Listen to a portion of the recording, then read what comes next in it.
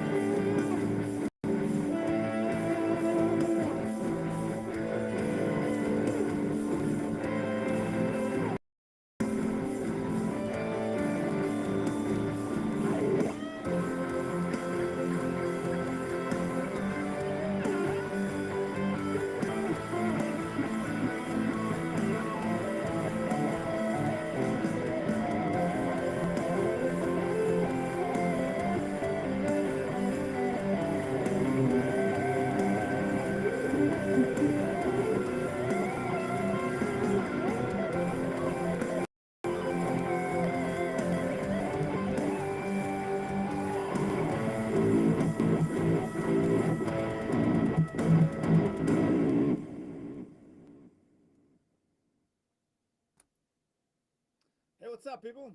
Dimitry here.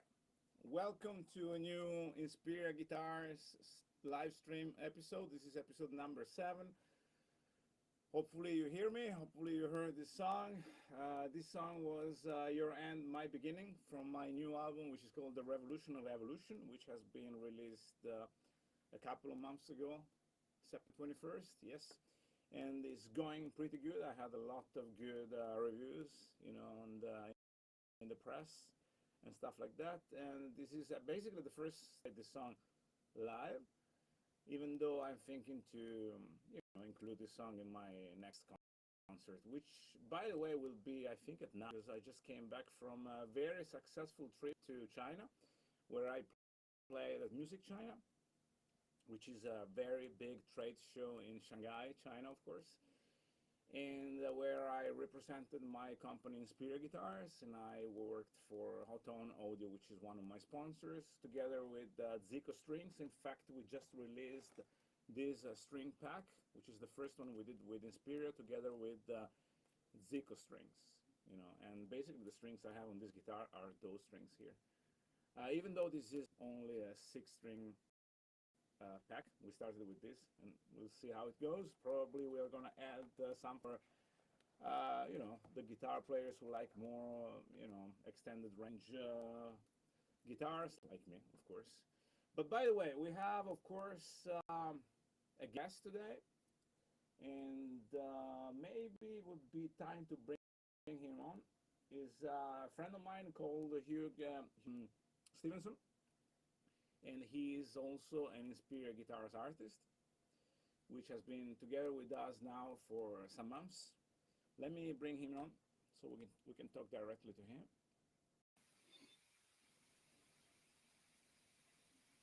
Hey, Hugh. Yep. Yeah, great. How are you doing today? Great light. Or tonight? I haven't seen with that light before. You have a green light, which is Yeah, I got a green and blue light, and then the halo. Yeah, I like it. It's fun. So, how you doing? All good?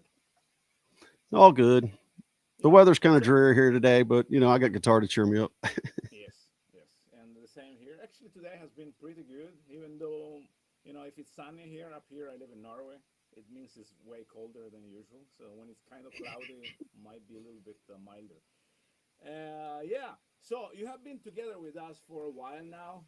Maybe with Inspiria Guitars, before we talk about the endorsement and the guitar and all this, maybe you can talk a little bit about yourself. Where are you based? You are, of course. I'm in Centerville, Virginia. I'm in the U.S. I'm in Centerville, Virginia. It's outside of Washington, D.C., about 35, 40 minutes outside of Washington, D.C. You're from that area? Yes. Okay, cool. And how long did you play the guitar for up to this point? Been playing, I think, first picked it up in 1986. So I was 16 years of age, and I plunked around, tried to learn stuff out of like Guitar Player magazine and any tablature I could get my hands on, which wasn't a lot back then. You had to, like I said, go buy a magazine. Yeah. And took lessons from various people. For example, I know that you work now with Matthew Mills. We're gonna talk. Yeah, Matthew Mills is my current teacher. I've actually been friends with him for. Let's see, I'm trying to think now. We thought about it the other day, and I was like, man, I feel old. Well, I've been knowing him for over 16 years now, but he was always wanting to give me lessons, but I just had other things going on with work and stuff like that. But I've had there's a guy in high school, Sid Sosa. He's on West Coast now, but he taught me a bunch of stuff. He's one of those guys that figured it out early on how to do sweeping and stuff like that. Okay. When Yngwie came out, and everybody was blown away in high school, so he was the rock star of high school. And I think back in the day it was very difficult to kind of emulate the pioneers of the genre. When Eddie Van Halen came out, the tapping and also the sweep picking with Yngwie Malmsteen and all this. So of course nowadays all the technique is available to everybody. I mean, if you want to practice, but the information is there, so you just need to go and find it. But back in the day, of course, I started to play guitar in the 90s, 1993. And also at that time was pretty difficult. I mean, everything was based on the ear training. We were kind of figuring out the scales by ear and all this. The information was there, of course, but it costed money. And if you were like a teenager, it was very difficult to get a hold of those books and stuff like that. But yeah, and there's a lot of books that were terrible. There's a lot of books that they just wanted to publish something, and you're like, what are you talking about? Well, there might be even more nowadays because more and more people are making books. Even though we're not talking about books and almost anymore. Well, now it's people online, videos going out, and I'm like, I don't like that guy's technique. Or there's an easier way to play that. And but so I guess you approached a lot of different kinds of music during the years. What did you start with rock music or with jazz or other things? Oh man, I try to Cliff's note it. I heard so many great musicians and guys my dad knew. My dad played 5-string banjo, played bluegrass, and his friend played jazz and all this other stuff, folk and stuff. He could play anything on guitar.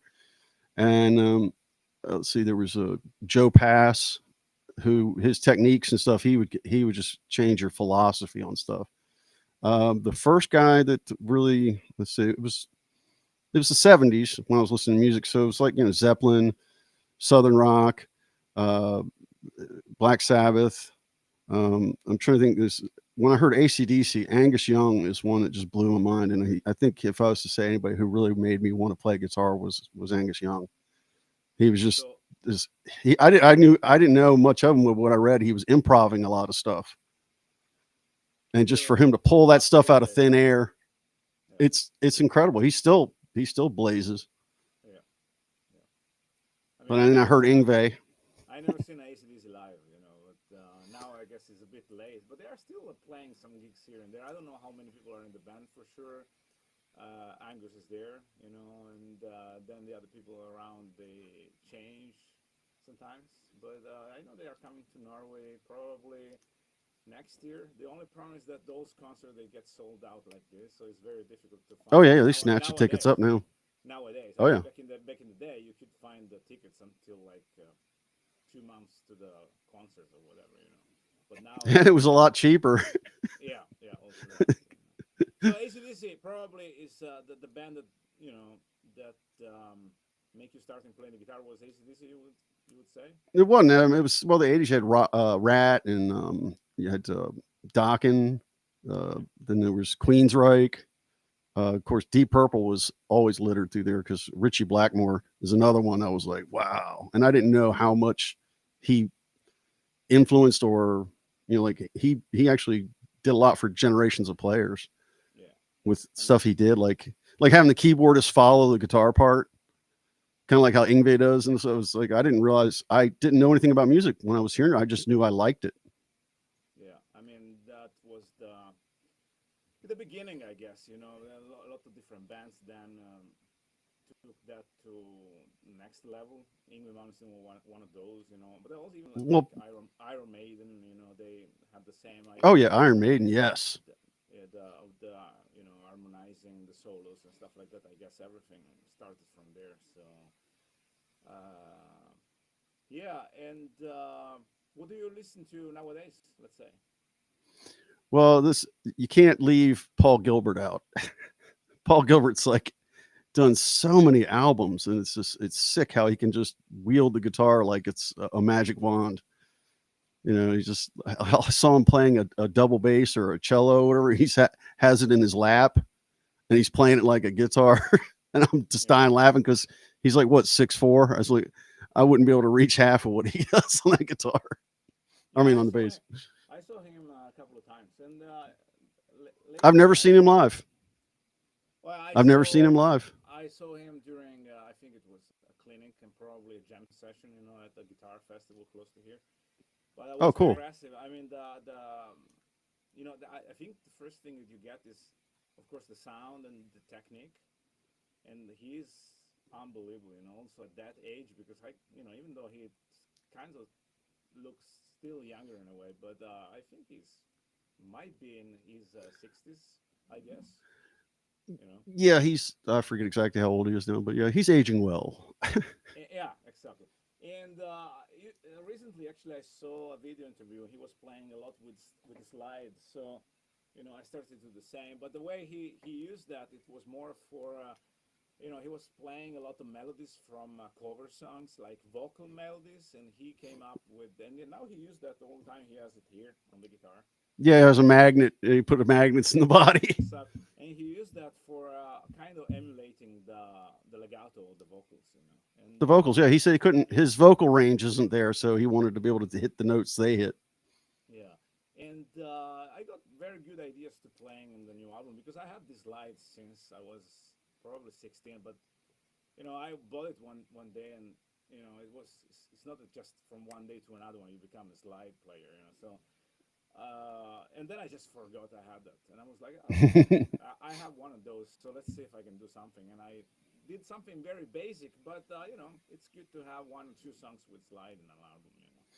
Yeah. Are you familiar with Ry Cooder? Who? Ry Cooder.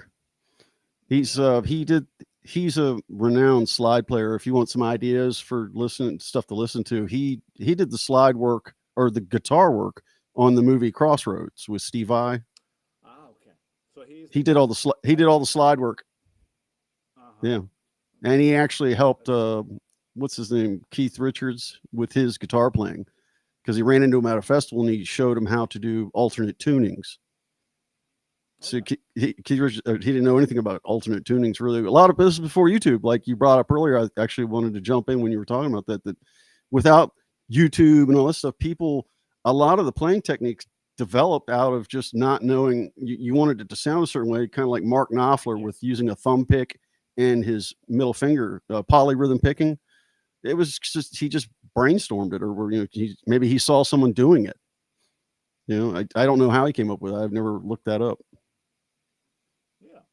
Cool. I'm gonna check it out. But I just got this idea from Paul Gilbert, and I'm never gonna get like I'm not never gonna become like a slide player. But it was good to just have some different sound in the album, and I tend to kind of see people doing things and then get inspiration and then I do it my own way, so I end up somewhere else, because in a way or another it needs to fit the music, so but yeah, going back to us, now you're studying with Matthew Mills, so maybe you can talk a little bit about what you guys are doing, usually if there is any subject that you are actually working on, any material, any new music or whatever. Well, I have a lot of great ideas, and we talked about this before. How you're a complex Yeah, player, yeah. and I tend to complicate things. But Matt's he's now nailing me down to we're going to get one done because I have tons of ideas that I throw at him and go, "What do you think of this?" And he's like, "Okay, well, what we're doing is kind of like the groundwork or the course that I'm taking with my lessons and stuff is to try to it's like a memorization technique, like Hmm. learning the modes. So you have Oh yeah. to put the modes into them. And one thing I learned is that Paul Gilbert, when he writes his songs, he tries to put every mode into them, like the song technical difficulties. Yeah. He uses every mode. He uses all 7 modes, and I'm not to that level yet. But the one I'm got the most complete is the one I'm going to perform a bit of today, is because it's not done yet. I don't have a nice closing, to package it all together. But it's called Gin in the Bottle, and that one there is mixing, well, natural scales and harmonic minor, and I Nice. just love that you can blend those in there if you do it tastefully. Yeah. It's kind of a balancing act. I didn't know this, but there's musicians that do that, like Santana. He'll put in harmonic minor, but you don't even hear him doing it. He puts it in there real sneakily. But So that's pretty much I'm learning arpeggios and stuff like that. He's teaching me a lot. He loads me up, and I've been spending months trying to get my fingers to do what he's teaching me. yeah, yeah, because and that's good because I believe that first should come the musical idea and then the technique after it. I'm but this idea that I have, it's gets kind of lost a lot in nowadays world because people focus way too much on the technique, forgetting like the musicality that is supposed to be the main thing because we are Yeah, like music you mean like creators. being flashy? You mean some people being flashy, like doing the Flashy, yeah. I you mean, it, it's okay to do it crazy looks stuff, cool. Yeah, it looks cool, Yeah, but I think that everything should start here first, and then yeah, learn how to kind of play it, and then you can arrange it in a lot of different ways. Instead, it looks like a lot of people are more interested into the physical and you know the show kind of side. But anyways, you talk about the song that you're gonna play, so maybe you can play the song, and then we can talk about the composition and the production of that, if you want. Yeah, okay. I can Yeah. kind of explain how The, how I went about it. the song is called. It's gin in the bottle, but it's like a genie, so it's DJINN, Mhm, and it's actually I was going to call it Ghost in the Bar, mhm. and I showed it to another guitarist, and he was so blown away that he's not someone who gets back to you really quick. And I sent him just the raw recording, and he goes, "That is so cool." I'm like, "Dude, what are you calling me for? You got a flat tire or something? Is there an emergency?" He goes, "No, that piece is really cool." So that was my endorsement that I didn't get the but he says I said it's going to be Ghost in the Bar. He says you should call it Gin in the Bottle, like a genie in the bottle. But Uh-huh. then he said DJIN, and I'm like, dude, I'm stealing that. So that's how the name came about. But Yeah. uh, it was a lot of fun.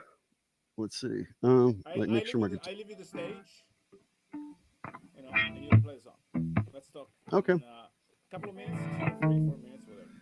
no, it's not that long.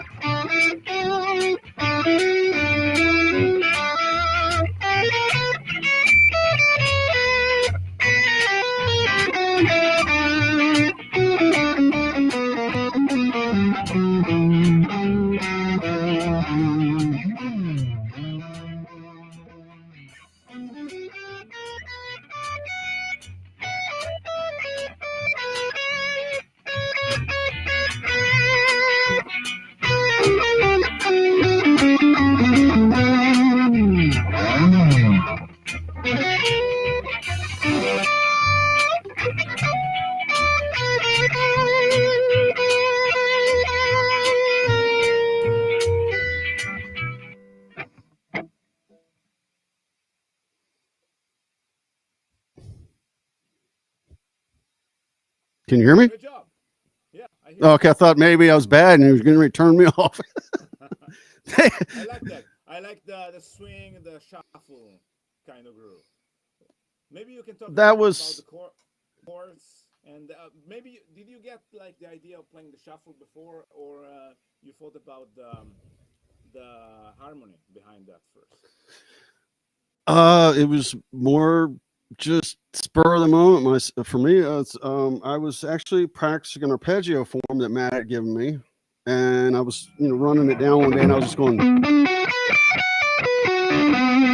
I was just doing that, and then I said, well, like you don't just play a straight scale. It's boring.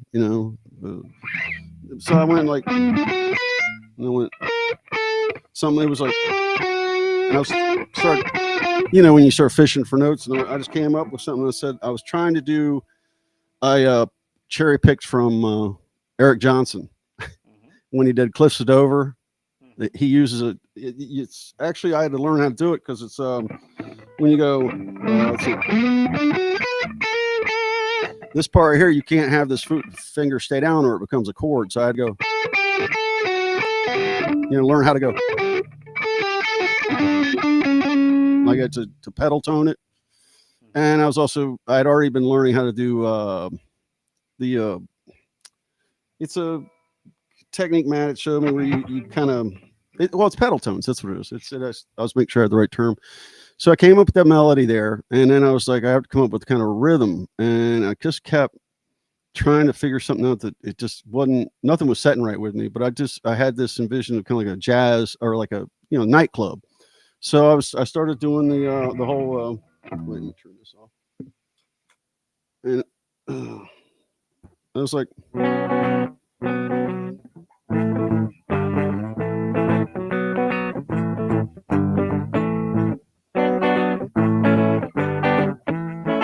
So as the strumming evolved, and then I was showing it to Matt, and I was just going to do do do do do do, and he's like kind of just sitting there, kind of like you are right now, just nodding. And then I started strumming the chords, and then Matt goes, "Oh, it's a shuffle." And I was like, "Yeah, that's what I want to do." And I said, "I want to have like clean chords and have a little bit like overdrive on the lead part." And I kept trying to. This is where the struggle comes in for me because I don't have all the gear and stuff like to make things convenient. So I was trying out different software to get drum beats and bass lines and stuff like that, and also hooking up to interfaces. So this has been over months trying to do this because every time I try to do something, I hit a wall. I had bought a pedal called a trio or something like that, and the pedal, what it does is you play chords into it, and then it'll put bass and drums to it.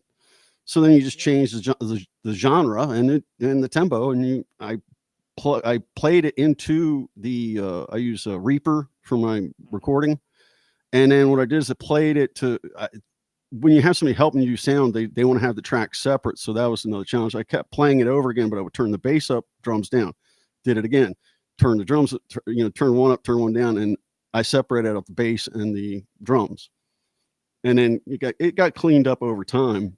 And that's where I was really rushing to try to get you the video, the one I did for you when I was first introducing myself to you.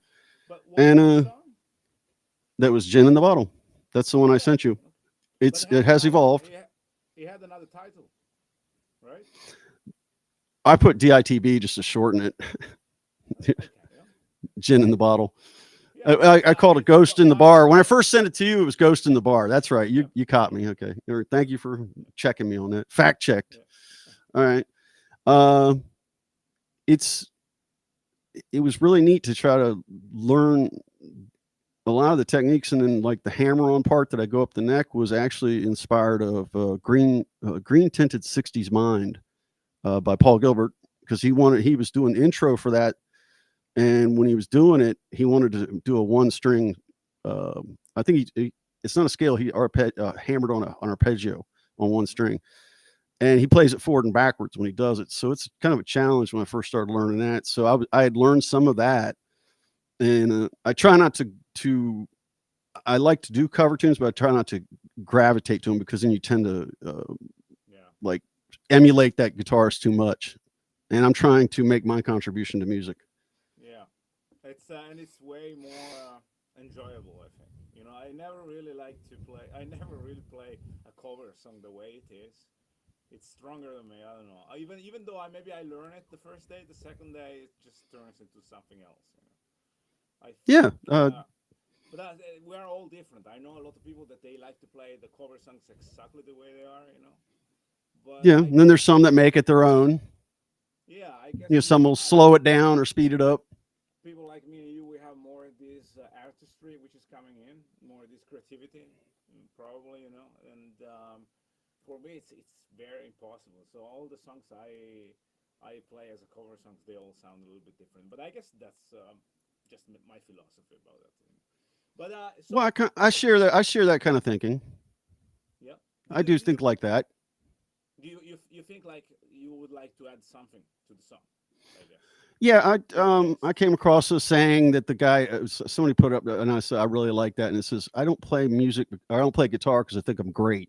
I think music is wonderful, and I want to be part of it.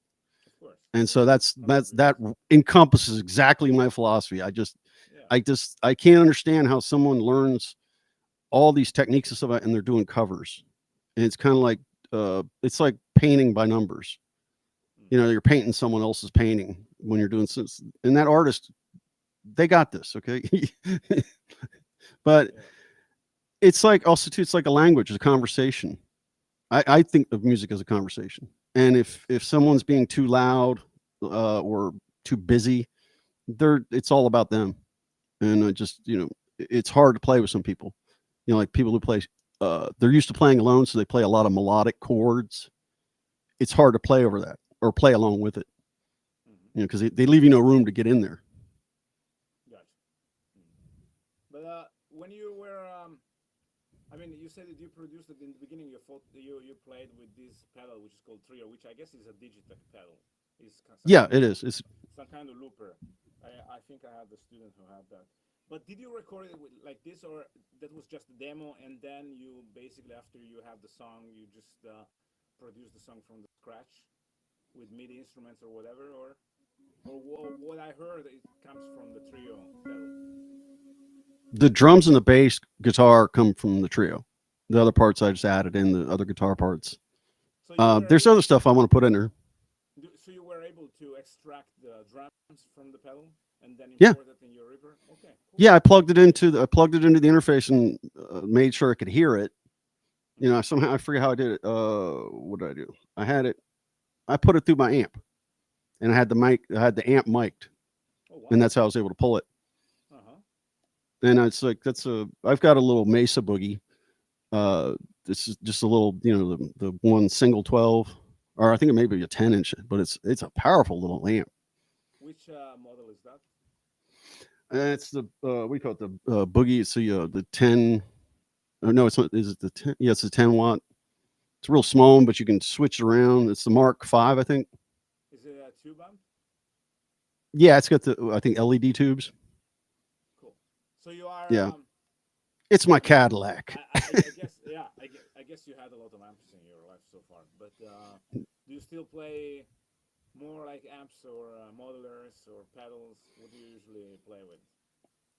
I have a little amp upstairs for convenience. It's a small Black Star, you know, the ones that are like lunchbox, Oh yeah, I and see it's that.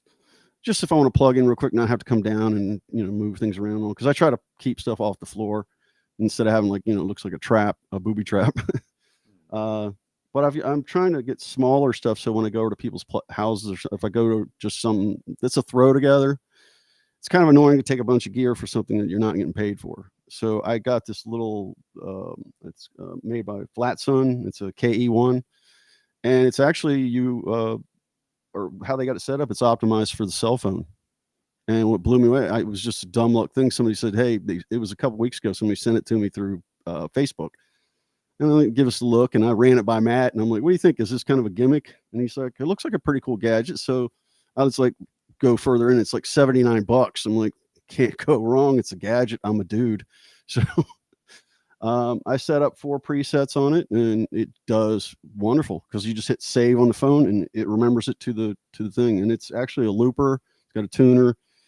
I don't know the exact amount, but it does. You can mix and match heads and cabinets, and it has all the effects pedals and stuff like that, noise cancel or noise compression and stuff like or noise gate.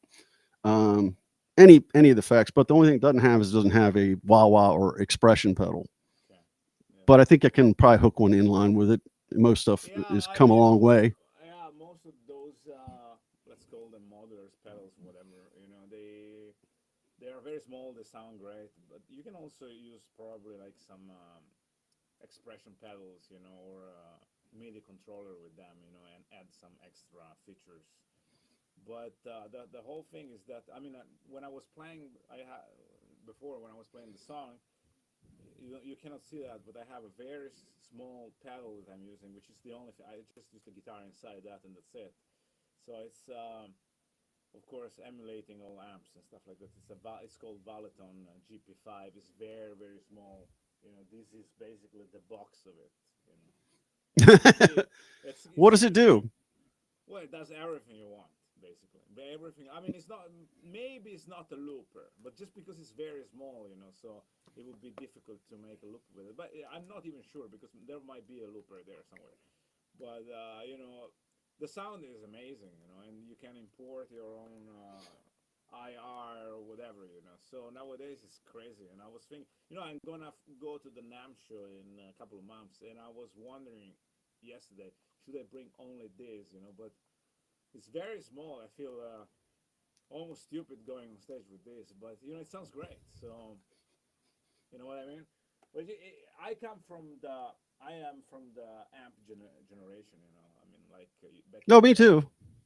back in the day, which Yeah. is not that long time ago. Actually, I was touring with stock, two hats, two cabs, 4x12, which is not good for the back, and you find out in your Oh, 40s. full stacks.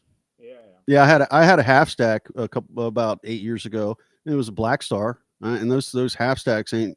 They're, yeah, you get a workout. That's yeah, why guitarists are in good shape. yeah. That's why guitarists have good arms because you got to pick up your amps. So, and I still have amps, but I tend to use a lot of modulars. I have all of those. I have the camper, you name it. But Well, I also usually, have I got a Boss ME90 also. It's I like it because the Boss ME90 has the analog kind of feel, the knobs on it and stuff for tweaking it. Instead of having to like hit a button and go back and yeah. like clicking it, you just go right to it. That's why I bought it. I liked it. Do you usually do you have a different feeling playing an amp, tube amp, playing a modular, or you're so used that you don't really think about it? I like amps because when you get in the headspace, and also sometimes you want to lean back towards it, get a little feedback. Yeah, You're gonna get the guitar to squeal, like the song "Love Hurts." You mm-hmm. remember that song? Yeah, That lead is all feedback, yeah. and he's just hitting, I don't know, whammy, or if he's just like kind of bending the neck or something. But that I never knew that until later on, that he would just lean into the amp and that was all feedback. Hmm. I I feel that um, I mean usually I play modulars, but when I play amps, I get a different feeling, completely different feeling, and I believe that practicing is good with tube amps, because it's way you kind of yeah, it's in a way it's a little bit more difficult to play, which is You good have to have a for little more. Yeah, you do have to have more control. That's yeah. electric So guitar in general. yeah, of course, Learning, you remember when you first got electric guitar? I mean, it probably sounded like a couple of alley cats fighting. yeah,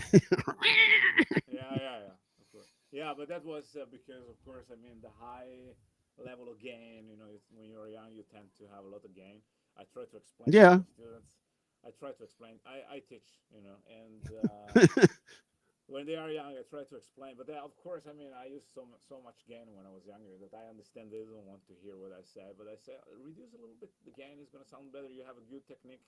You want people to hear what you are doing. To hear your tone instead of just having like that noise in the background all the time. But I couldn't afford equipment for a long time, so I've played on. If you name any crappy equipment that was put out, I probably that I could afford, you probably would not miss by just throwing a dart over your shoulder backwards. You would hit that piece of crap equipment I had, or guitars that had action like that high on them uh-huh. that you swear you could Well, just fire an arrow with it. for me, I mean, I remember back in the day. Okay, of course, when I was a teenager, I had the shitty guitar and a shitty amp. Well, a shitty guitar, not that shitty, was a Squire probably, which is okay, not the Yeah, best, Fender Squire, like the Gibson Epiphone. it, kinda. Yeah, well, and it's they have their low. What do they call it? Their low cost version. yeah, and but then when I actually moved to something a little bit more professional, I opted for having just one great guitar, one great amp, and that's it. I had no effects for many years. But I have a really good guitar and a really good amp. I had the 5150 PV, which I had it for many years, and Steve I 7 string, and that was my gear for many years. And yeah, I didn't have so many money, so I tend to use just those two tools, and yeah, and then of course, with age and stuff like that, I collected a lot of gear, but way too much now. But still good to surround yourself with gear, you know, and it's good for you know being in the studio recording and all this, because sometimes you need to change guitar if you're recording something. You feel, oh, maybe I should use something a little bit more vintage or whatever, and maybe you need to have like a Gibson Les Paul or something like that, so it's good to have It different does it does make a difference. It yeah. does make a difference. People don't think it does, but there have been players that, how come you played that fast? Well, this guitar feels fast. Mm. Because it was Gary Moore. He got on. It was Rick Beato put on. He put a guitar in his hand and he went like that. And he's like, "What? You were playing slow. Now you're playing fast." And he goes, "Well, it feels like a fast guitar," Mm. which I laughed because I thought, yeah, that's the way I was. So, are you working on new material at the moment? Are you thinking Like Yeah, I've got one that's it's a kind of I kind of hear like a ZZ Top influence in it.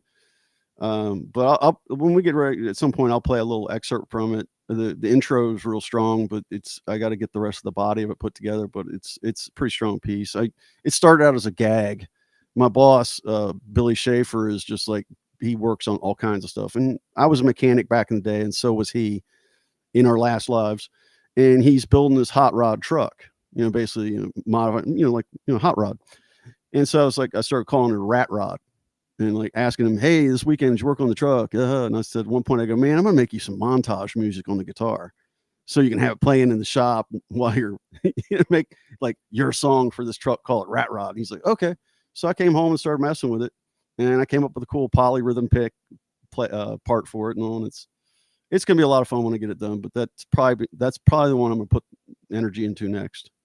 And then I got it. Huh? Do you have it here? You want to hear it? I mean, we can. Yeah, let's do it. If you have like something on your phone, like the backing track or whatever, you want to play it. Well, no, I haven't got the backtrack because again, with the conundrum of that is I want to get a drum part that is a Texas shuffle, like ZZ Top. But a lot of drummers I found out they don't like doing ZZ Top like Lagrange because of the rim shots, the way they go. They hate it. They can't make that transition, or just maybe it annoys them, or maybe it destroys their sticks or something. I don't know, but they got their reasons anyway. Let's see.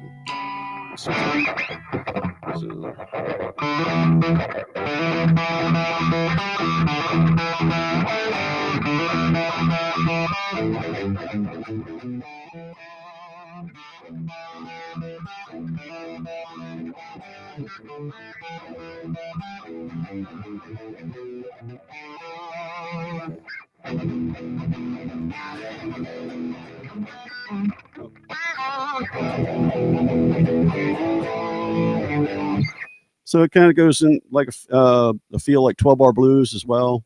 Yeah, it's very cool. So in the beginning, you play with fingers as well. Yeah, I'm using this finger here, and I'm basically doing I think it's called like drone picking. So I'm hitting E here, and I'm going.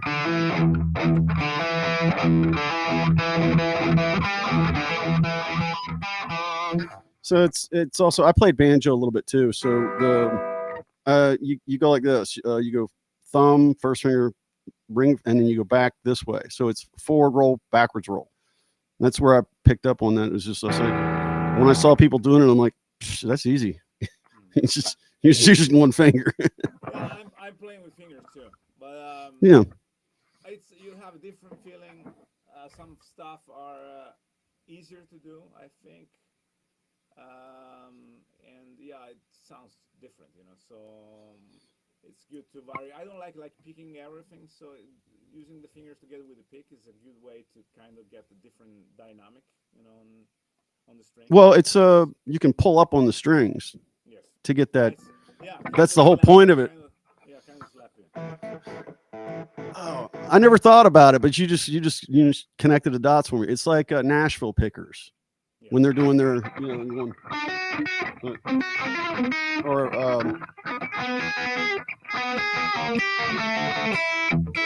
you get that bang, you give it that little twang. I learned that playing like blues.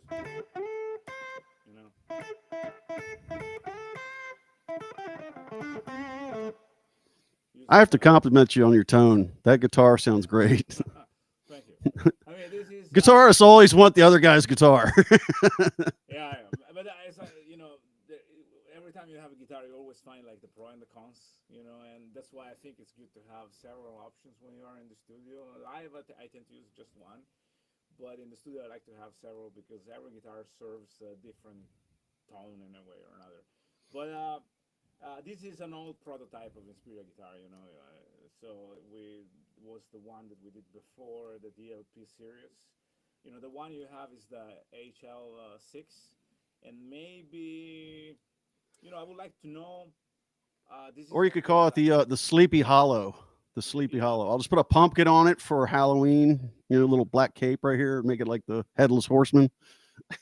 Well, it might be difficult to have it here because you don't have the headstock. But is there a reason? Is there a reason why when we did the endorsement and all this, you opted for a headless guitar? Well, thanks for asking that, because I've been wanting to talk about it. I kept going like this a little bit to hint it, like I want to talk about the guitar, man. Yeah, you know what? I tend to forget a lot of stuff, so sometimes I jump. No, that's good, man. That shows you got a good ego. You don't have an overinflated ego. You're a humble man. I was at I just called a show. It was a small show over in Manassas, up the road from me. And Matt had told me about it. And there's another guy that I'm friends with. That's I don't know if you might know Casey Flanagan. Yeah. He was at NAMM. I've known him for a long time too. I think he plays bass as well, I guess. Oh yeah. He's a very talented guy. I met him. We turned wrenches. I mean, he worked at a Chevy dealership, but I think I met him through Matt. And anyway, what was I going to say? Casey was going to be there, and then I met Anthony Cardi. Yeah. And Anthony walks out with this, or no, he didn't have it. He forgot to bring a guitar stand. So now the running joke is that Anthony has like minions or like human guitar stands, people to hold his guitar when he's not playing it. So Anthony got up there and he had a great set, and I asked him stuff about the guitar and stuff, and he was just like, and watching him play it, it was really cool. And then Matt had told me about, I think it might be Zach. I can't remember. There was another guy Zach's one of your other artists, I think. Yeah, he plays as well. Yeah, I like a lot of different guitars. I had a Strandberg Bowden 8-string at one point. And that thing was. So you already had like experience with headless guitar before. Yeah, and they've been around a long time, like the Steinbergers back in the '80s, yes. Or was it '90s? I don't know. Those were really cool. Everybody thought those were really cool, especially Alan Holdsworth playing it, or Eddie Van Halen, getting the spotlight. But when I got this from you, I was like blown away how light it is and balanced, because there's certain guitars you're playing them and you feel like you're having to do curls because the headstock's or it's just not a well balanced guitar, or where they place the strap. It's just especially 7 and 8-string guitar, because they have big headstocks, But even like you can really. But if you place the strap, you could kind of compensate sometimes. Yeah. So this thing came in.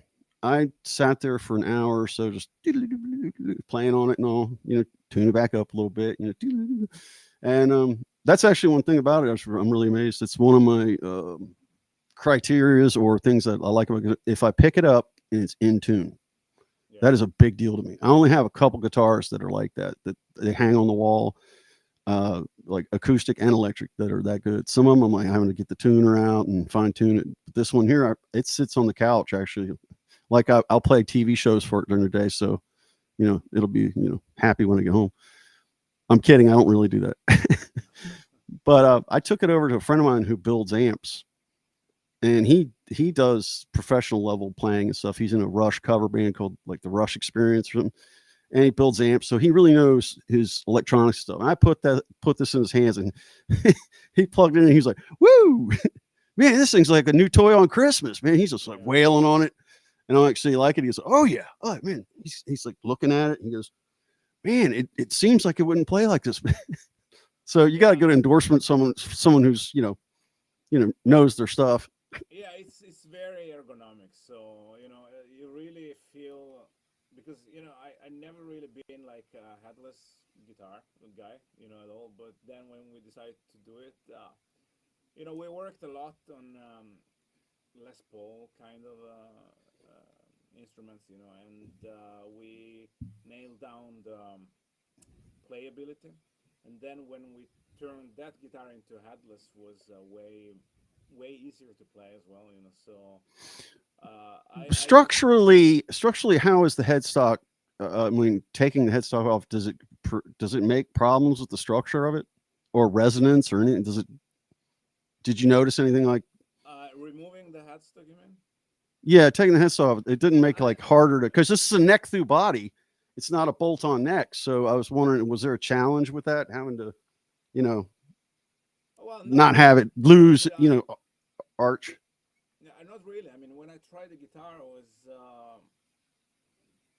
I should actually compare the regular DLP series together, compare with the HL6, but I didn't really feel there was any difference in tone.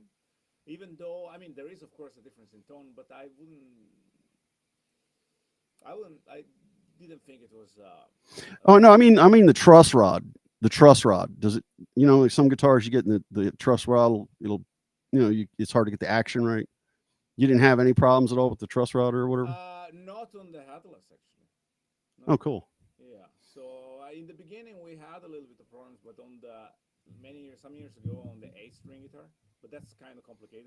We had just one of those, and then we opted for having two, so you have way more opportunity when you do the setup, way more possibilities. But on a seven-string guitar and an eight-string guitar, there is way more tension, so I guess it's the right way to go. You know. Also, on the pickups, I got on with Matt. There was like, I don't know, one or two lessons in or something like that. I do a weekly lesson with him, and I usually am unplugged. I would just walk around the house with it and all, and just not to, basically have my wife want to divorce me. But uh, I got on with him. I hooked up, put a cool effect to it and all. And I got on her, and I'm doing my stuff, and I was just like putting a little show on for him right as we connected for our video chat. And he goes, man, that guitar sounds really good. Or the tone. He goes, the tone is really cool. And I was like, yeah, I got it at the. I'm like, yeah, I like it at the neck. And then one of the things I'll do when I get a guitar is see how it squeals. Like Yeah. if it can do that, it means it's not going to fight me. Mm. Because some guitars, you try to hit them, and there's like thud. Yeah. And the pickups are, made at the factory, and Well, did you design them, or did you know somebody to I mean, collaborate? yeah, well, I kind of had an idea how they were supposed to be, but I like very high output pickups, but at the same time, I didn't want to go for them because I wanted to have like to have find something in between because they're people not always like high output pickups, but of course they were going to be passive because that's what I like. But let's say on this guitar I have very high output. You can hear from the and in this case I'm using a Lundgren pickup, which is a Swedish one, and that was my idea in the beginning. So we kind of took that idea, but we decided to make it a little bit more low output in order to have a little bit more dynamic. Even though it's very aggressive, so I can see that a lot of guitar players they like that pickup because it's warm and heavy at the same time, and still not too much high output, so they can still have a little bit of dynamic and headroom. I Well, don't know what you think. that's well, that speaks to your point because it's like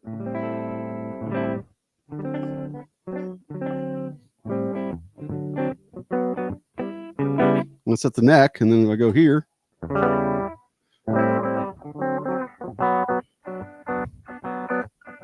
and this is also too is this is the one that's the punk setting or whatever. It's like usually on those on a lot of guitars when you have the different positions, this setting here is the, but this one Yeah. actually has. I don't know if you had like any Willy Wonka kind of set input on that. Like I want it to sound this way. Well, we tried a couple, and then we decided to go for that. But now what we're doing, we are developing, and it's actually ready. The multi-output pickup, that probably we talked about some months ago, was still not ready at that time, which is gonna be I introduced think you next. said you had a prototype or something like that, or Yeah, yeah. I mean, I have two, but they are in the other room. The guitars probably are out what? soon, but I'm gonna have one at NAM, which is actually the guitar. We made the guitar now, which is called multi-output. It's called M06, which is it's a shredder guitar, but with multi-output pickups. For those who are not familiar with that, both the pickups are divided into two. Now this is an A string guitar, whatever, but the pickups are divided in two parts. You know, you have like those three strings and those three strings up here, and you can actually mix up this part of this pickup of the neck pickup together with this part of the bridge pickup and vice versa. So you have way more combinations, you know. And I have a confession to make. yeah, when I first was dealing with you and like doing the looking at the guitar and stuff like that, I was like, oh yeah, I saw the pickups and I didn't realize that you had put them up there as like it's a prototype. I'm like, oh, that dick, he didn't send me the multi, he didn't give me those pickups. And then I read on it says prototype. I'm like, oh, okay, I can't be mad at him. yeah. I mean, it's still taking a lot of time, but you know, the guitars are kind of ready. We have at least samples now, but it took Well, some with that time, the you know. electronics on that, how do you control them? Is it like a coil splitter, like little two-way switch, or do you have a multi? You actually use the super switch of the Stratocaster. You know, so you have basically how many position on the So switch? You like have five position? five position, yeah. So Yeah, this is a basically, three. yes, yes. Yeah. And the plus you have like this. You can also switch to single coil, so you have double combinations as well. So it's very, you can do a lot. You can get a lot of different layers of tones. You know, it's crazy. The pickup is a little bit low output, which makes sense because making a pickup like that high output wouldn't make any sense because you wouldn't be able to hear the difference with the high distortion. You know, so it's more like for cleans, and you can get so many different combinations that suddenly it sounds like piezo sometimes. You know, sounds like an acoustic guitar. You know, so you have a lot of different layers of sound. You know, so I really look forward to introduce that at NAM. We're gonna have the guitar, which actually has been already introduced in the market in China. I was there 2 weeks ago. I don't know if you saw the pictures, but they are, you know, No, you around. put up videos. I saw some of the videos. Yes, it's in the video probably. Yes. So that was the first time I was trying to get the guitar. Is great and it feels very easy to play. And by the way, we have a tremolo bridge, which is called Vegatrem, which is a new company from Spain making bridges in Italy. You know, and so we have also that bridge there, which Is it full floating? Is it like a uh, floating tremolo, no, you mean like like a Floyd Rose? it's more like a regular tremolo, you know, like and this is but at the So it's same not time routed out behind it. It's the back part's not no, routed out. it's not, but Okay. it's almost like a Stratocaster kind of tremolo, but it's a completely Okay. different level, a completely different level, you know. When I mounted that on a guitar that I had before, because I tried it, I'm actually an artist for them, and they sent me the bridge, and I mounted by myself. Already having like the bridge on, the guitar was sounding in a completely different way, which is crazy, you know. And I'm talking about the sustain and all this, you know. So even Also though, vibrato. When you're doing vibrato, it makes it a little easier. yeah, and yeah, sustain wise as well, yes. And Yeah. so I because my thought was like, okay, let's try this tremolo, which I believe is very, very good and stuff. But even though without using tremolo bar, the sound was completely different, you know. So it was way brighter, you know, and you could hear every single string when you were strumming and all this. So so it was a no-brainer to have it on that guitar. So I really look forward to see what people think about it. You know, it's something very different. You know, the aesthetic of that is not that different, even though you can see the difference in the pickup because they are divided into two parts. I'm not sure aesthetically is awesome, so we thought about covering that with the cover, but at the same time, if you cover it, people don't see that it's a multi-output pickup, so it looks like a regular pickup, you know. So we are Yeah. still figuring out, so we will think about that before now, you know. Probably we are gonna have both the we're gonna have the MO with multi-out pickup and also with the regular pickup, you know, so people can just choose the one they want, you know, because you know it's not for everybody. For those who really are looking for something different, probably. You know. So I just remembered something you said earlier. If we can go back, you said something about you didn't play with effects for a long time. I didn't play That actually with. without effects. You said when you were younger, Yeah, didn't yeah, have. We were telling war stories about how it sucked to be young and penniless. you yeah, know. yeah. I didn't. I Um, mean, I had the wah. I had the wah pedal. That was the only effect I used. yeah, but it's like, but with when you learn how to play guitar, like truly learn music without relying on effects, it changes how you play your outlook on them. So that when you Yeah. do use effects, you use them a little more tasty. I had, I was a, oh shoot, man, it was like 6 years ago. It was my birthday, and we go up the street here, like 2 blocks away, and there was a little outdoor, deck kind of bar type thing, and these guys were playing really cool old cover tunes and all. And I met the two brothers. So I said, "Hey, man, can I get up and jam with you or something like that?" And it's my birthday, and all. They're like, "Sure." They hand me this guitar, and the action is like this. It's beat to hell. I go, man, I'm like 2 blocks away, dude. I'll be right back with my guitar. So I was like, do I take effects or not? And I'm like, well, they're not that kind of band. So I just grabbed a chord and left my overdrive or whatever pedal at the house and just whisked up the street with the guitar. And I get up there and I said, "Hey man, just put a little bit of reverb on. That'll be cool. Hook me up to the PA. All I need is reverb." So they, gave me a nice, choir hall kind of reverb, and it went from this like really chill cover tune band to a jam band. Then the only thing was I thought I was going to play like a couple songs. I ended up playing the third set with them, and they're like, "No, no, no!" And they touch my shoulder, pull me back onto the stage, and they go, "Hey man, we'll tell you when to go." So I would just sit there and listen to them play, and they go get it, Hugh. So I start playing.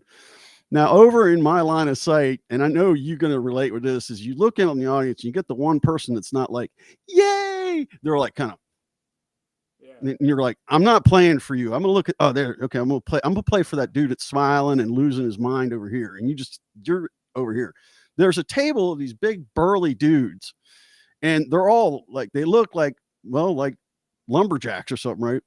And I'm not getting any feedback from them. I don't see. They're just sitting there. I get done with the show, and I'm walking out after pick up all my stuff. And I'm walking down that ramp, going like, "Don't look at him. Don't make contact." This big dude, arms on him like this. He goes, "Hey, brother, I really enjoyed that." And I'm all of a sudden on cloud line, going, trying not to do a voice like, "Thank you." I'm like, "Thanks, man." And I told a buddy about that. He goes, "Dude, you didn't use effects? No, you're a bold man." I felt like an action hero or something. Like, what do you need? You need distortion? Not for what I was playing. Okay, so you played with clean. Yeah, I just played just reverb. It was playing bluesy stuff, where you just kind of going like,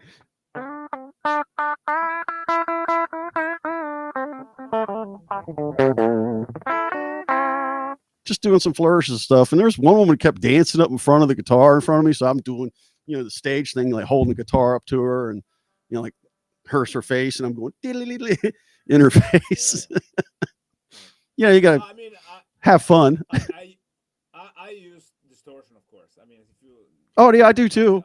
I'm just saying that time it was a a funny story. I just thought I'd share a funny story. And you made me think of it when you said, "Yeah, I didn't have effects." Yeah, I mean, I use distortion, and I use the wah, but I mean, I didn't use any reverb because the 5150 didn't have one, and I didn't use any delay or chorus or whatever. It was pretty dry, and I grew up like this actually, and I still nowadays I use a little bit of effect, but not that much. I mean, I have a delay here. That's my lead channel.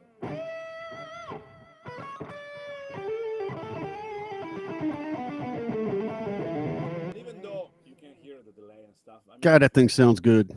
thank you. If you put it in a backing track, that delay kind of disappears, but it just make it more ambient-ish, kind of. Yeah. You know what I mean? So it's okay Yeah. to have it. Sets the mood. But that's my lead channel. Usually I tend to have a little bit of effect, but not much. So. But there is actually an advantage in growing up and not using any effects. You just try to get the best out of your instrument, in terms of sound tone, so you develop your tone without distractions from chorus or Yeah, whatever. you're playing sloppy. You'll know you're playing sloppy if you don't want effects running. Yeah, I mean, you need to really Yeah. to get it sound How good, did you know. how did you learn to work on, or like not just work on guitar, be a luthier? How did you become a luthier? Or like Well, when? I'm not really a luthier actually. So I have professional people working for me. I do design of guitars, you know, Okay. and I try them, and then I come with suggestions about how to tweak them. But I'm not really a luthier. I mean, I can do setups and stuff like that, but I'm kind of limited. I never been, because being a luthier is actually a job, you know, and I consider myself like very deeply involved into music from a playing point of view and composition and all this, and I know stuff about guitars, but when it comes to build a guitar, I want a professional to do it. Okay, so you're like the ideas slash money man. You make it Yeah, happen. kind The of. Yeah, production yeah, from the other end. yeah. Well, okay. I try to. I Sorry. thought that you were like the kind of guy that like was building guitars for another company and said, "I've had enough of this, and I'm gonna go build my own." So you started this from the scratch, Yeah. like you came out of the gate in Inspiria. Well, You know what I mean? Like, it's a very long story, but I worked as an artist for for some companies. You know, I started out as graphic artist. no, just like a guitar player. You know, so Oh, I artist worked like playing music. play music. Yeah. Okay, okay. So and I started with PV. So PV was the first company, and it was a blast because when I was a kid, I was always a 5150 PV guy. You know, so Well, suddenly, PV's been around for a long time, man. yeah, I played on it's just PV guitars. My dad's friend had a PV he'd bring over and let me, make it sound horrible. I I mean, for me, didn't know what I was doing, but I liked it. PV. I mean, I did I use any PV guitars? Yes, I did for a while, but I was more into amplifiers. So I was endorsed by them in the beginning with the amplifier, an amp that I have here, which is the JSX. Still have it here because I loved this amp. So when I quit working with PV, anyway, I kept this amp because that was great. And um, and then I got also some guitars from PV, yeah, but they were more like the new models.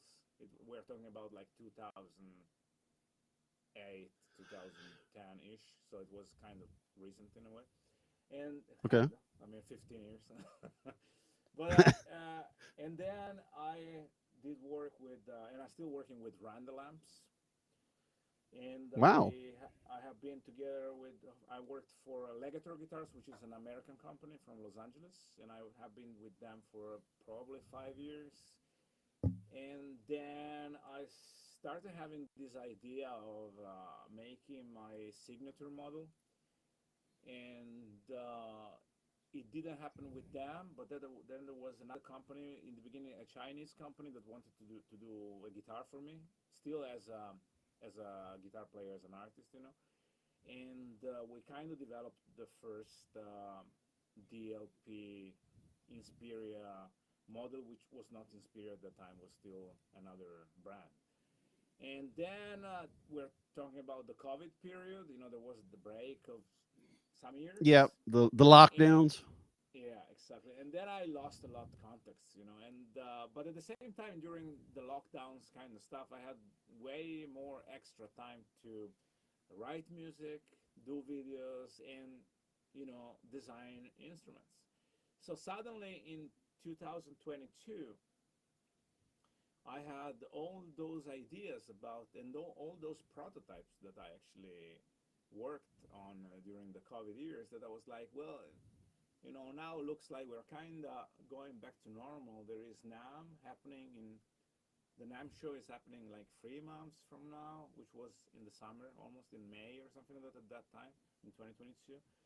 And I was like, I lost a lot of contacts, but at the same time, I always had in the back of my mind this idea of starting my own brand for Yeah. several reasons. One of those was freedom in making my own designs.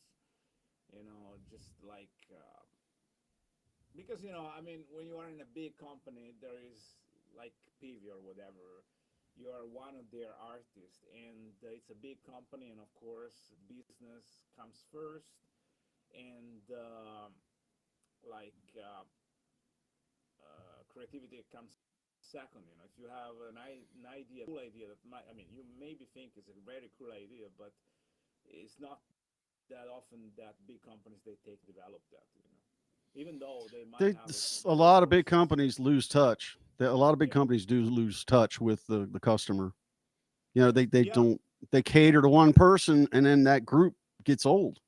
Like yeah, Harley Davidson's hating life because all those guys are not riding anymore. So they've cut out all the younger generations, the ones that don't like the big fat Harleys and stuff like that.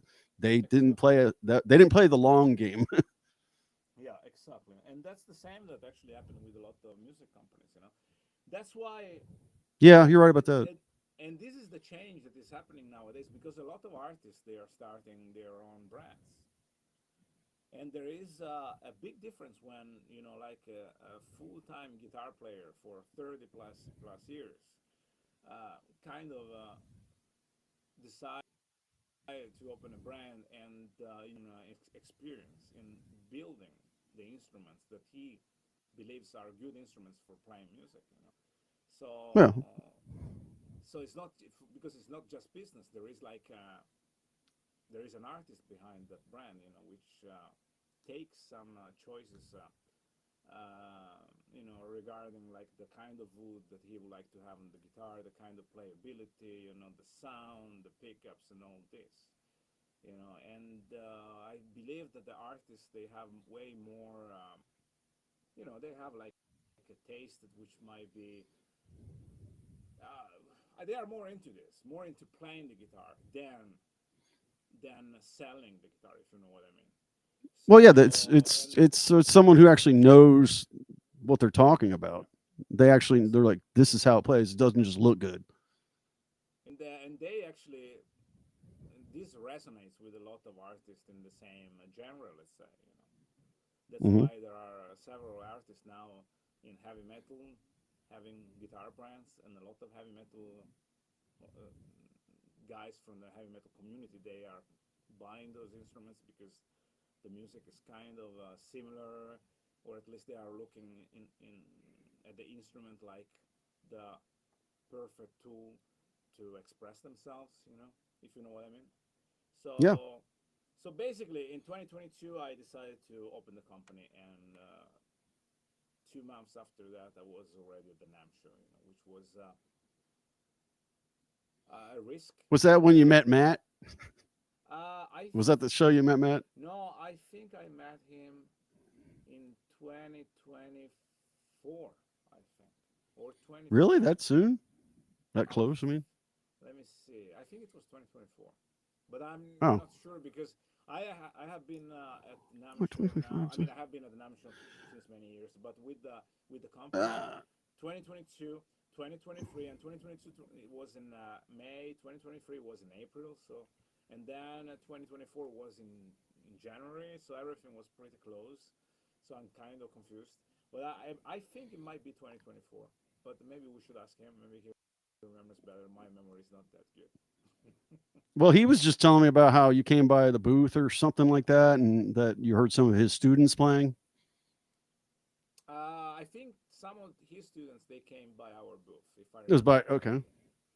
Yeah, okay. because I think he's having a booth this year actually at the NAM show.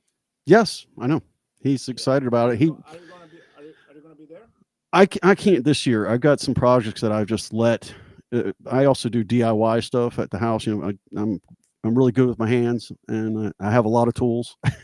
And I've been putting off projects because I've put a lot of energy into playing guitar. Frankly, I was just like, I just don't. If the house ain't on fire, I just want to play guitar right now. It's been really. I don't know what the term is, like medicine for me, because I Yeah, was bummed a year ago. I got with. it's like Oh, sorry, meditation. good. It's like Yeah, meditation. it is. Yeah, It's cathartic. And Matt, actually, when I first got with him, I was just miserable. And every week now, I look forward to my lesson because it's with work and just things that are going on, whatever's going on. I can just disconnect my brain and just focus on playing the notes. And he's telling me about the show, and I was like, man, that'd be cool to go. But I'm like, man, I'm being wishy washy. That means I'm like, if I'm not like yes, then it's no.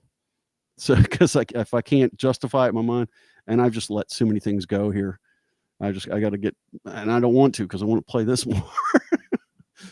But I've got a shed out back. I'm trying to get fixed up inside, get it put together so we can use it for storage. And it's in a state of build right now. And I've been looking at it all summer, and now I got on it the last couple weekends, and I'm trying not to kill myself because I don't want to injure myself and then not be able to play guitar, like cut my finger or something like that.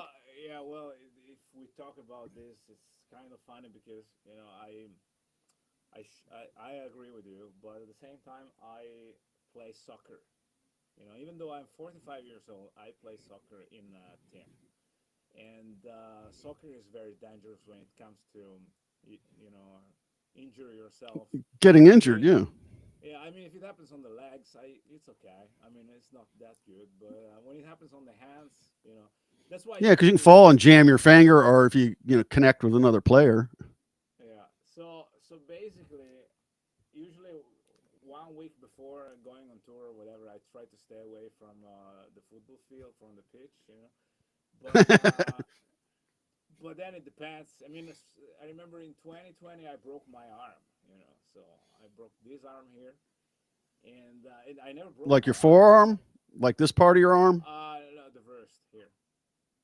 Oh my god! Oh, But but ow! but it, but it was I mean, it was a composed fracture, so it was not that bad. I mean, you couldn't really see that it was broken. I mean, you could see that it was kind of swollen here, but Well, it's a clean but break. yeah, exactly. But I had to wear the cast, you know, Yeah, you got to and mobilize it. yeah, and it never happened to me. So and I'm try to be very careful because playing guitar is very very important.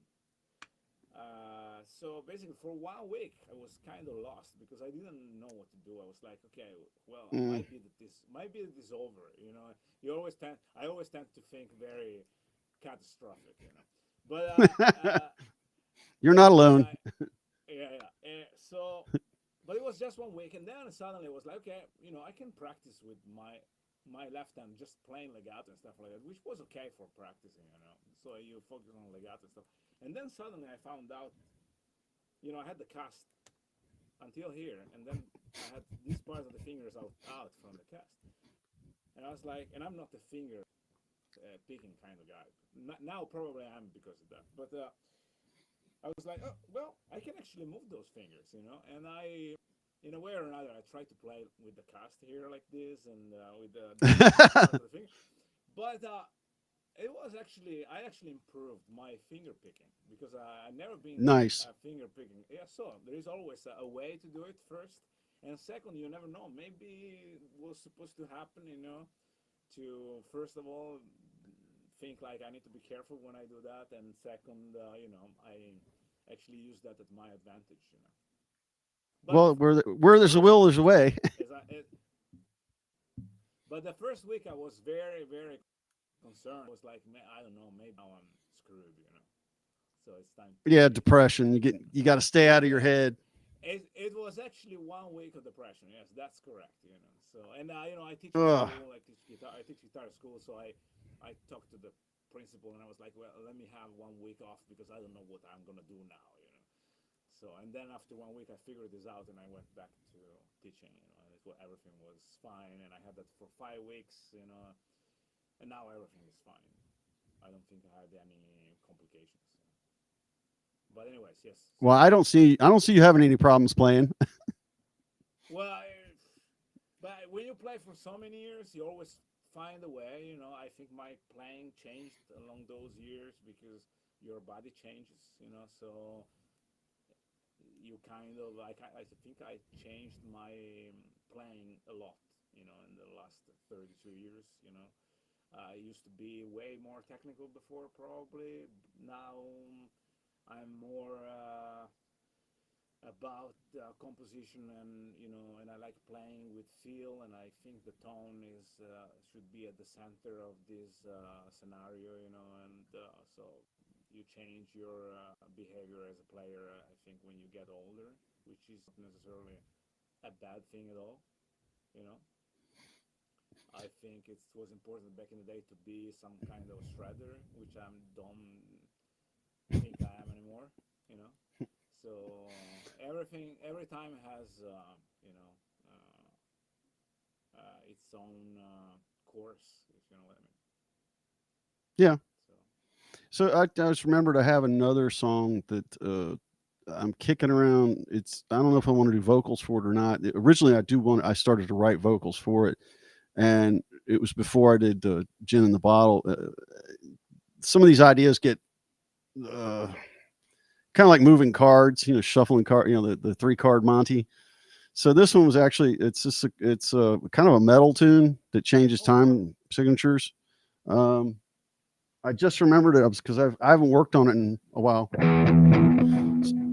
do you have the If you benefit want to of it? hear, no, I'll just play the chord progression for you. And this was the lesson that Matt was trying to teach me to do Nice. arpeggios and change position. His point he was driving across was, hey man, you got to think of arpeggios like changing chords, and the same with scales. Don't Yeah, think of it like there's chords, there's scales, there's arpeggios. They're all the same. You move them yeah. just like a chord, and so it's just I'll just play a quick thing. It's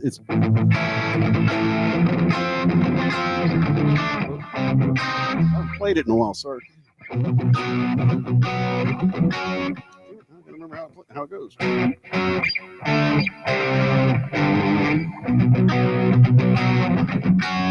That does not sound right at all.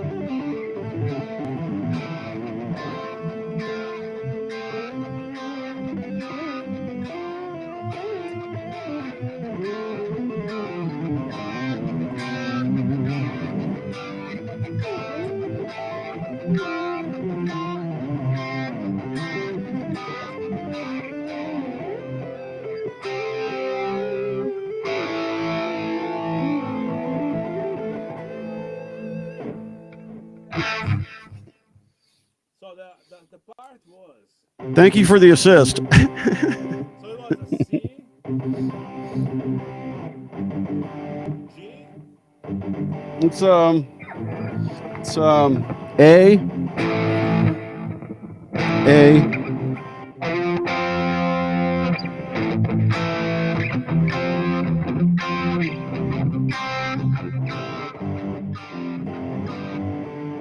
It ends on G. So it's A. okay.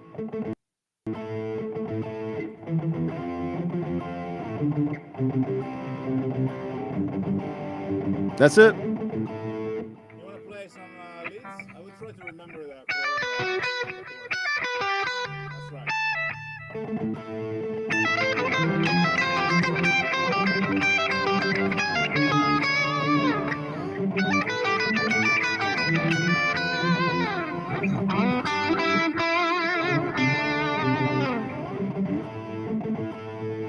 I'm sorry. You said A.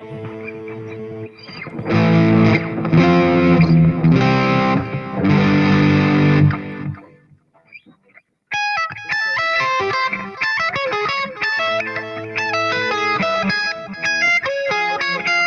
Yes. C, and then G Yeah, major. I got And it. then when I end it off, I go F, C. I got it. I got it.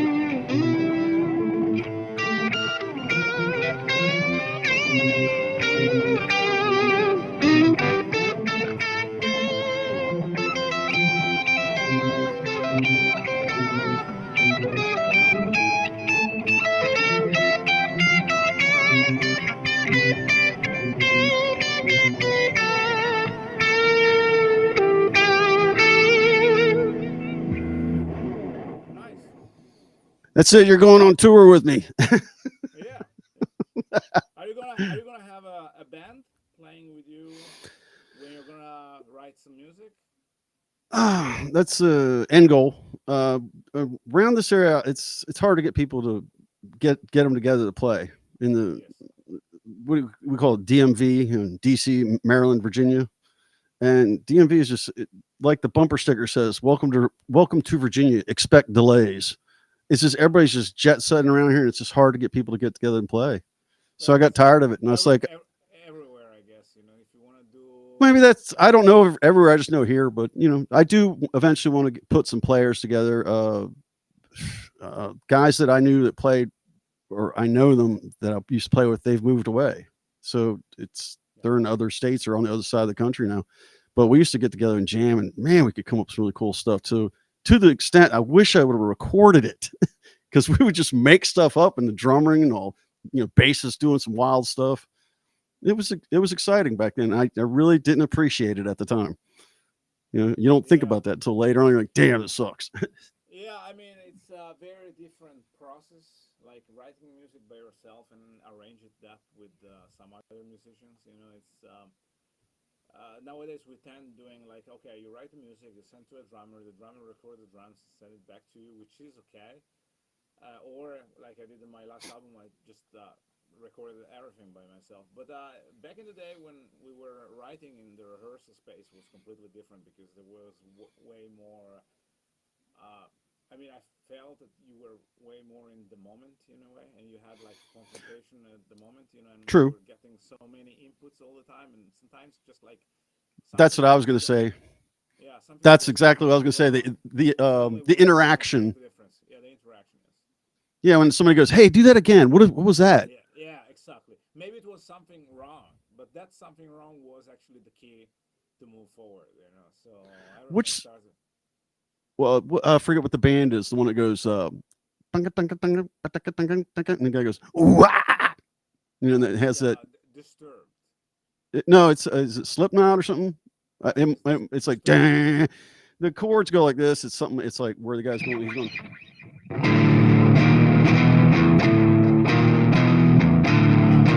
Yeah, I got you. It's corn. No, It's he's going. corn. No, that's the wrong one. He was going. Yeah, yeah, it's corn. The name of the Corn. band is corn. Yeah, yeah. They play Yeah, with he corn. came in the studio one time and he just gets in the mic and starts going, and the guitarist is like, "What the hell was that?" So I remember that when song. the Yes. when the guitarist heard him do it, he was like, "What the hell was that?" He goes, "I don't know. I was just kidding around." He goes, "Do it again, do it again." So he was Yeah. doing that in the mic, and the guitarist is doing like some kind of. He started coming up with this little intro part for it.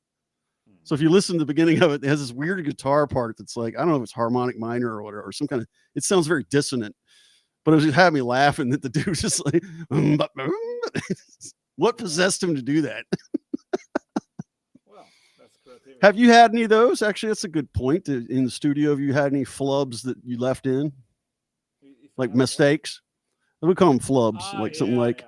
Well, yeah, I think it happens all the time actually. But No, I mean, have sometimes, you personally done something that you're like, hey, that sounds cool. I'm gonna leave that in there. yeah, I do. Yeah, it happens sometimes. Yes, Yeah. it's the beauty of it. Sometimes you like you feel you didn't really want to go there, but something is driving you there. Maybe you play a note which you didn't plan, but then you change the whole idea because of that. So yes, it's a happy accident, probably. Yes. I was just curious. I actually look up a lot of music history, and I love these stories about how people arrived at their ideas. How an idea came to be. I got a lot of those stories floating around my head, and I pick people's brains when I hear it. Like, Yeah, how did you do that? usually with me it works like I start with an idea and then suddenly I go in a completely different direction, which is way more interesting. So which has nothing to do with the first idea at all. But the first idea, I needed that in order to get started, and then I just throw it in the garbage and then just move to something else. So it's very typical of me, actually. Which Well, if it's a makes good idea, it'll stay in your head. yeah, If yeah, it's but if it's yeah. sometimes maybe you want to study, a technique or whatever. You write something, a riff or whatever it is, and because you see somebody else doing that, and then you start working around that, and then you land somewhere else, and you just, But that was a good way to get started, probably. Yeah. So When I you know what? when I was Go ahead. Go ahead. I was gonna say when I was recording that video for the gin in the bottle, the one I sent you, um, Matt had cleared his schedule for the whole day, and he comes over and he's expecting to be here all day. And I did what he said, black out the basement. So I blacked out the basement. He brought lights over, all this stuff, and we did 3 takes. And the third take, he's like, "All right, let's unplug. I'm gonna listen to it, just nothing on. Put it on my phone." And he sits down and he goes, and I thought the guitar sounded funny, and I thought we had a good take. And Matt goes,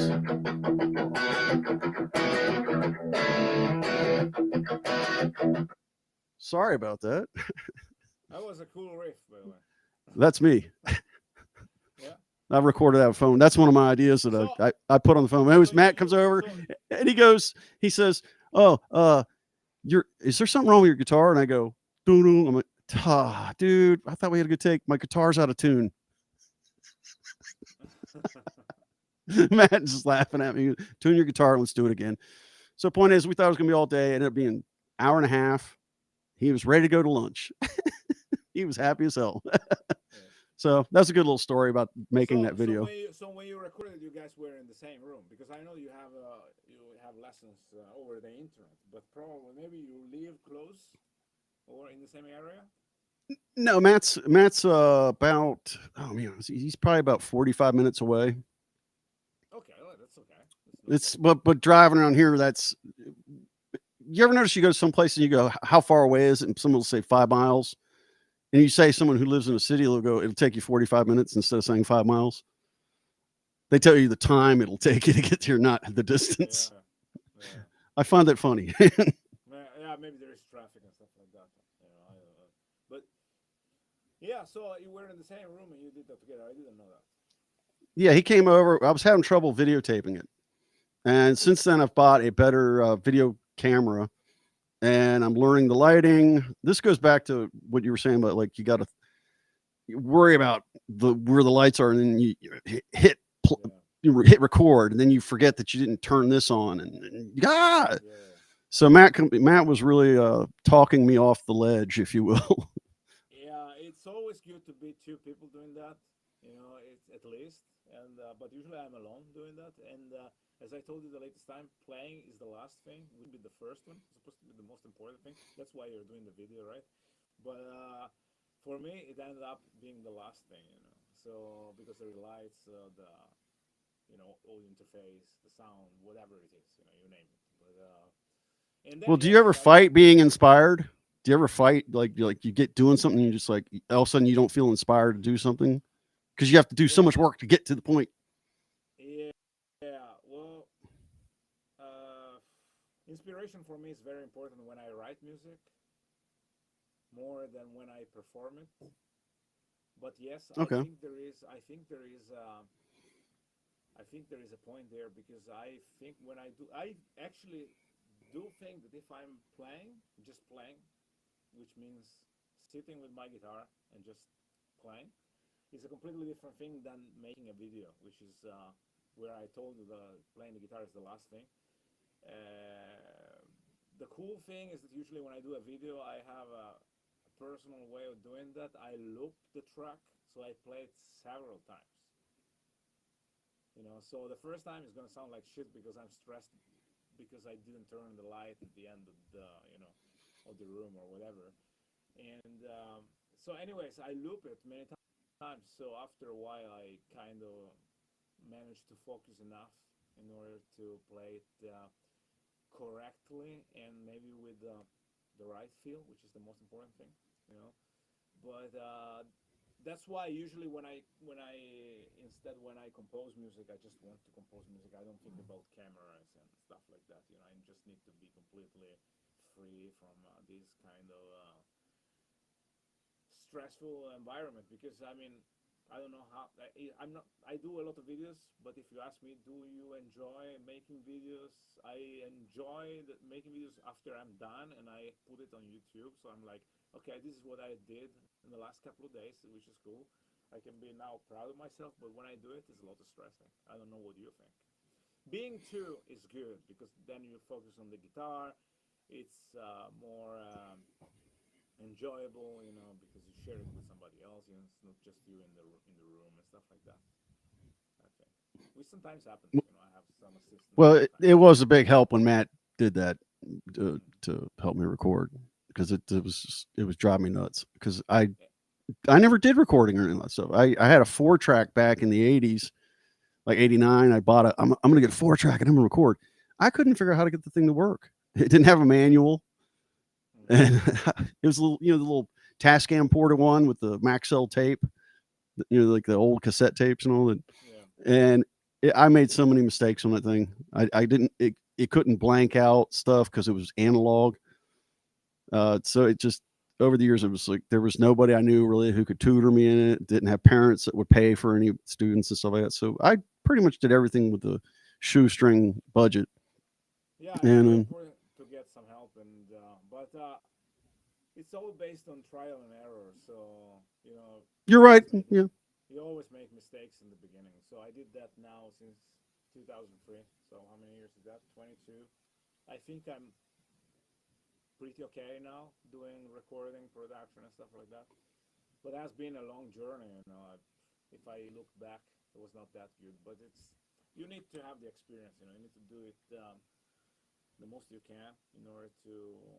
You know, in the beginning, you don't even recognize the mistakes you make. You know, but Did you have someone helping you with recording when you first started?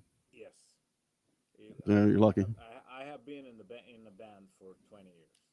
You know, so being in a professional band, so we were living together. So we were all working towards a common goal, you know.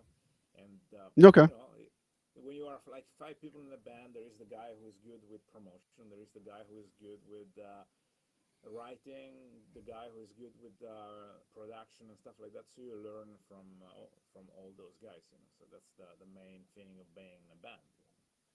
So so I got started like this because believe it or not, like I told you last week, I'm not a technical guy at all. But I somehow I can produce music, which is good. You know, I can make Yeah. videos because I learned how to do it. It's still a work in progress. It gets better, you know. And then you buy some new gear. You know how to you learn how to use it and all this. Uh, Yeah, it was like with music theory. You don't have to know every bit of music theory. exactly. Well, I think the only person who would be that would be a conductor of an orchestra, because I think Yeah. was they know every instrument. They may not play every instrument, but they know how every instrument is supposed to sound. So I imagine that guy's theory is straight on, like dead on. But Yeah. I just learn enough to, because we like guitarists, we don't have to worry about inversions. Inversions are more for piano or horns, so that they're not stepping on your notes. Exactly. You know, But yeah, I always if tell. I said that right. Yeah, I mean, I always tell to my students that I mean, you need to know where you're going with your music because, of course, I think knowing that theory for me it was important, you know, learning the theory, but I didn't really have to learn everything, just the things that I thought they were useful for music, improvising, you know, the relations between the chords and the scales, you know, arpeggios and all this, you know, and then I can also read, but I'm not a great reader, which is okay because in my Oh, world, sight reading, yeah. yeah, sight reading. Sight readers, that's piano. It's like piano and Ah, horns. Again, horns, because they don't have tablature for them. yeah. I mean, we always make the joke. I don't know if you do it in the U.S., but in Italy we make the joke that the guitar players are not good readers at all, but the piano players are great readers. So if you don't want a guitar player to play, you just need to put the paper in front of him, and if you want a piano player not to play, you just need to take it off from him, and they, you know, I don't know I've if never you heard heard that. that. I never heard that Yeah, before. That's awesome. that's That's that's what awesome. they say in Italy. You know, when I was at the music college, because If you want him to stop playing, because pull the sheet music. Rock guitar players, we were not good readers at all, you know. But at the end of the day, I prefer to be a bad reader compared to be somebody who cannot play anything if he doesn't have it written down. Yeah, sheet music. Yeah. Say that. When I played the song with you, I wrote the chorus down. Well, when you were playing earlier, we were messing around. The Dark Side of the Moon, or what was it? Or comfortably numb. Yeah. Comfortably numb. I kept forgetting to put the B minor in there because I couldn't hear. Because your guitar it's got a fat sound, and I was like, I don't want to turn my amp up too much, or my pedal up. But I couldn't hear, so I kept missing the B minor. I was thinking like this. Let's to wrap it up. We can play that improvisation that we played before during the sound check, and then I think we can wrap it. We can wrap it up this way. What do you think? Well, you want to do something bluesy, some kind of 12-bar blues kind of thing? Yeah, we can try, even though having a delay on the internet will be difficult, but we can try with which key? Let's see. I'm not the blues guy. I'm not the blues guy. Oh, I thought you were. Oh no, you said your dad played blues. Yeah, I mean. Oh, I made a mistake. I'm okay with that. That's right. Which key? I'll lay. Let's see. Let me think of something real quick here. I'm trying to think of something. Well, let me go clean. And it was what was it? It was. What was that one? Was it?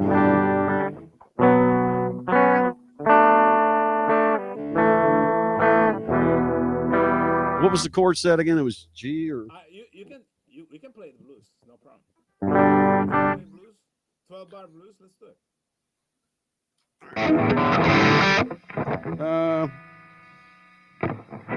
That's good. Key of G. I'll do 12-bar.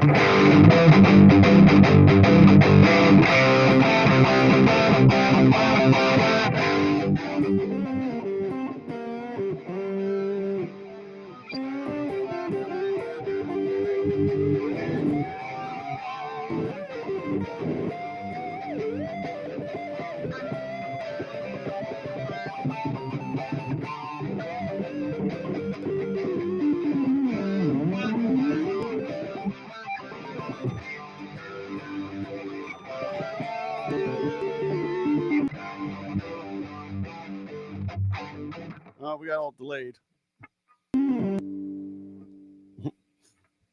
I think we broke the internet. We broke the internet. You were playing too fast. Yeah, that's right. Okay, your turn. Okay.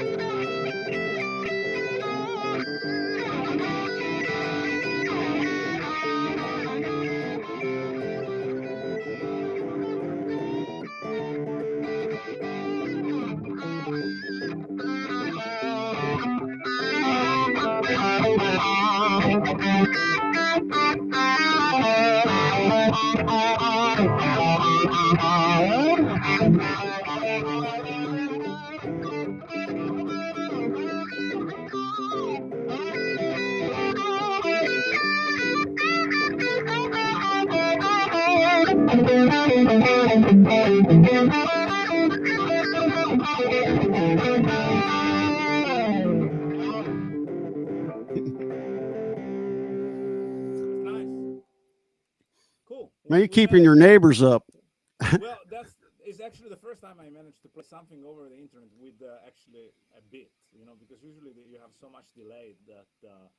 But now it sounds pretty good, I think. I mean, except for man, before.